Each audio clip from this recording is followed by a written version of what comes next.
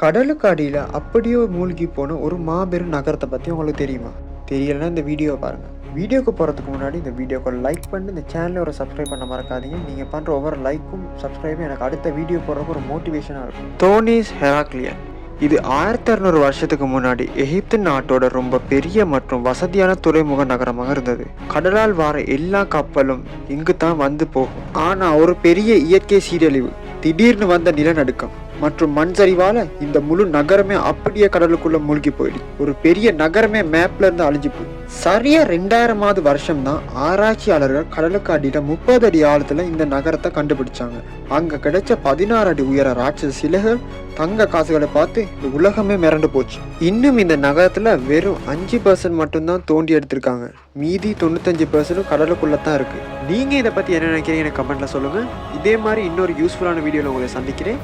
அது வரைக்கும் bye bye.